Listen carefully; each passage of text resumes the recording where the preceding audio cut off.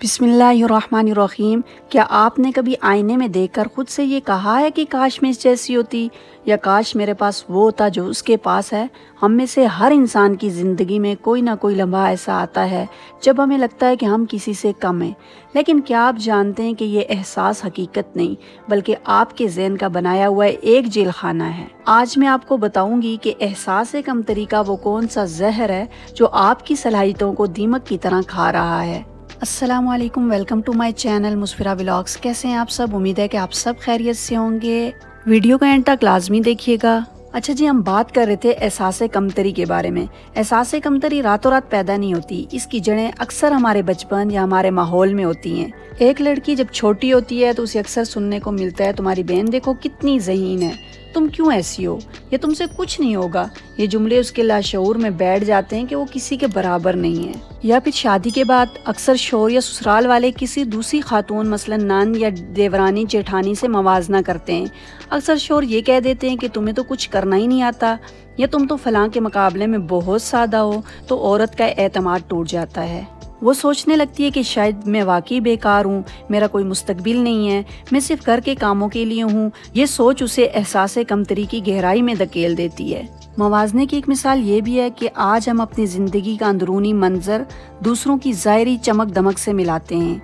आपको किसी के इंस्टाग्राम की तस्वीर नजर आती है, लेकिन उसके पीछे की जदोजहद या दुख नजर नहीं आता। ये मवाजना ही आपका सबसे बड़ा दुश्मन है। आप सोचती हैं कि वो खूबसूरत है, मैं खूबसूरत नहीं, वो ये काम कर सकती हैं, मैं नहीं कर सकती, मैं इस काबिल नहीं हूँ। इस तरह के एहसास भी अपने अंदर जो है ना, वो एहसास कमतरी को लेकर आते हैं। जब इंसान एहसास कमतरी की कैफियत में होता है तो इसका रद्द अमल भी फिर अजीब होता है। मेरी प्यारी प्यारी बहनों, जब एहसास कमतरी इंसान के अंदर पैदा हो जाती है ना, फिर उसकी कैफियत अजीब होती है। वो कैसे रिएक्ट करता है? वो इंसान कोई नया काम करने से डरता है क्योंकि उसको लगता है कि लोग उसका मजाक उड़ाएंगे।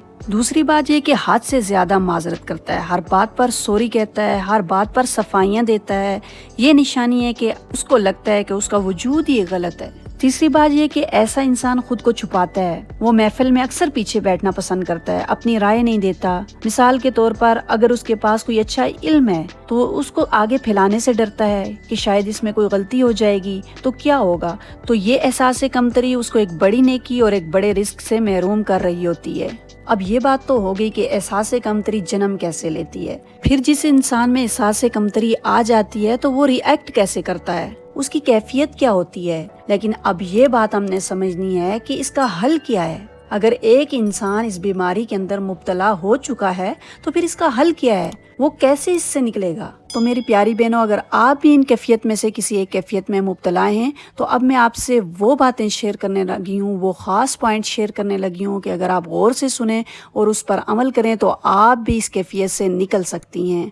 इस हालत से निकलने के लिए सबसे पहले आप ये करें कि कॉपी पेन उठाएं और वो 10 चीज़ें लिखें जो आप अच्छे तरीके से कर सकती हैं। चाहे वो चाय बनाना हो, बच्चों को संभालना हो या कुरान पाक की तलावत। ये साबित करेगा कि आप ज़ीरो नहीं हैं। दूसरी बात ये कि अपने आप को गलती करने का हक दें, इजाज़त दें कि आपसे गलती हो सकती है। गलती नाकामी नहीं, सीखने का नाम है। और जब भी दिल में आए कि मैं ये नहीं कर सकती तो फौरन कहें मैं सीख सकती हूँ, मैं कर सकती हूँ और कर कर दिखाऊंगी।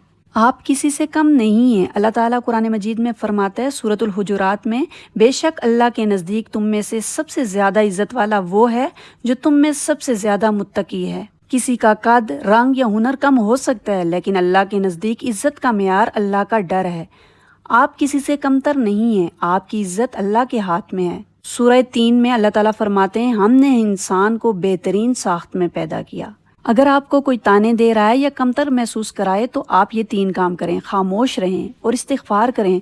अगर शोर या कोई और कहे तो बहस ना करें, बस दिल में कहें मेरा रब जानता है कि मैं क्या हूँ, मुझे किसी को सफाई देने की ज़रूरत नहीं है। और इस्तिग़फ़ार की कसरत करें, ये दिल को मजबूत करता है। अपनी सलाहियतों पर काम करें। एहसास कमतरी का बेहतरीन इलाज ये है कि आप अपने आप को मसरूफ़ कर लें। आप अगर कुरान पढ़ा सकती हैं तो वो पढ़ाने लग जाएं, आप अगर सिलाई कर सकती हैं तो वो करें, घर का कोई अच्छा काम आता है तो वो करने लग जाएं, फारग ना बैठें।